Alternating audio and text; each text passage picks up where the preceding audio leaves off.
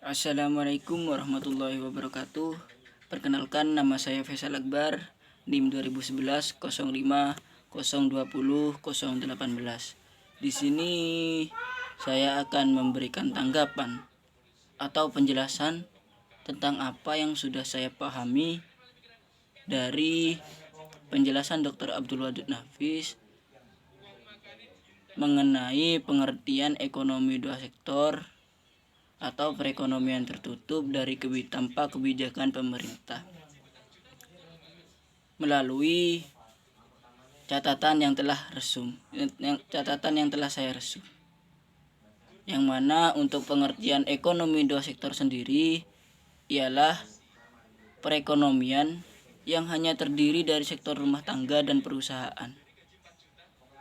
Untuk pengertian ekonomi dua sektor merupakan bentuk yang paling sederhana dari analisis makroekonomi mengenai penentuan tingkat kegiatan ekonomi suatu negara.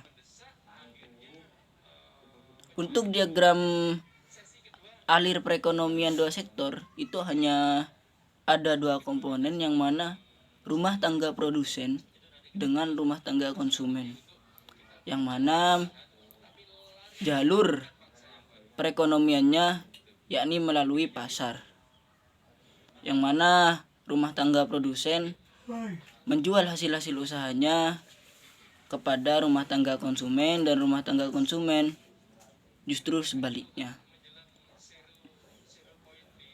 Untuk hubungan antara konsumsi dan pendapatan ialah pendapatan rumah tangga adalah faktor terpenting untuk menentukan tingkat pengeluaran, yang mana seperti contoh yang ada dalam buku Sadono Sukirno pada halaman 108, yang mana saya hanya bisa memberi keterangannya, yakni ketika pendapatan yang rendah rumah tangga mengambil tabungan, ini berarti rumah tangga harus menggunakan harta atau tabungan masa lalu yang telah disimpan untuk membiayai konsumsi mereka. Yang kedua yakni kenaikan pendapatan menaikkan pengeluaran konsumsi. Jadi jika pendapatan bertambah, maka biaya konsumsi akan semakin bertambah. Sisa pertambahan pendapatan pasti akan ditabung oleh setiap perorangan. Dan yang ketiga ialah pada pendapatan yang tinggi, rumah tangga menabung. Rumah tangga akan menabung apa yang mereka miliki. Kecondongan menabung atau MPS, yakni kecondongan menabung marginal, merupakan perbandingan di antara pertambahan tabungan dengan pertambahan disposable income, yang mana kecondongan menabung rata-rata menunjukkan perbandingan di antara tabungan dengan pendapatan disposable. Untuk selanjutnya yakni fungsi konsumsi dan tabungan. Fungsi konsumsi yaitu suatu fungsi yang menggambarkan sifat hubungan antara tingkat konsumsi rumah tangga dalam perekonomian dengan pendapatan nasional atau pendapatan disposable.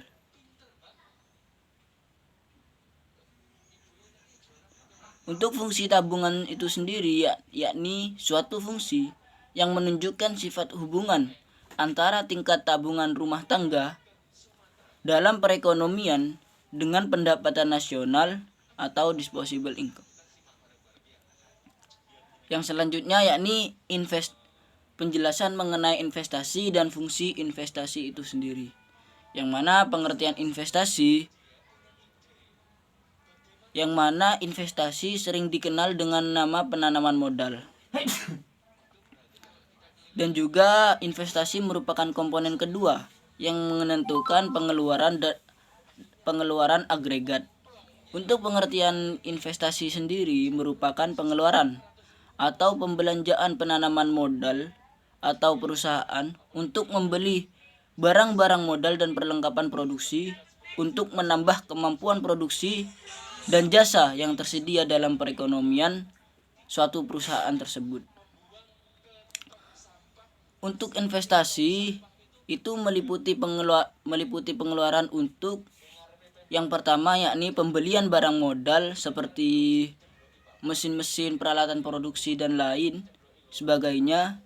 Yang kedua yakni penggantian barang-barang modal yang telah didepresiasikan.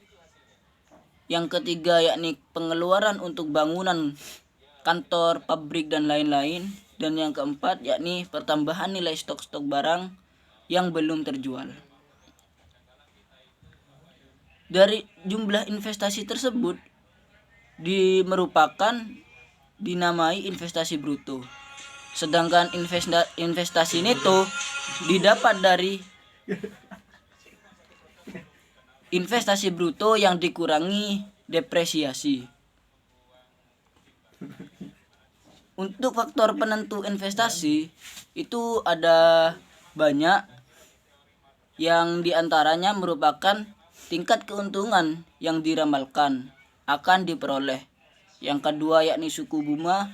Dan yang ketiga yakni ramalan mengenai keadaan ekonomi di masa depan. Dan masih banyak penentu lainnya. Untuk fungsi investasi sendiri merupakan fungsi yang menunjukkan hubungan antara tingkat investasi dan tingkat pendapatan nasional. Dan yang terakhir yakni keseimbangan perekonomian negara. Dalam perekonomian dua sektor, keseimbangan perekonomian negara tercapai apabila memenuhi syarat, yakni ketika pendapatan nasional sama dengan konsumsi dan investasi. Dan yang kedua yakni investasi sama dengan tabungan. Mungkin itu saja yang dapat saya sampaikan atau dapat saya pahami dari penjelasan Bapak dosen Dr. Abdul Wadud Nafis. Kurang lebihnya mohon maaf. Assalamualaikum warahmatullahi wabarakatuh.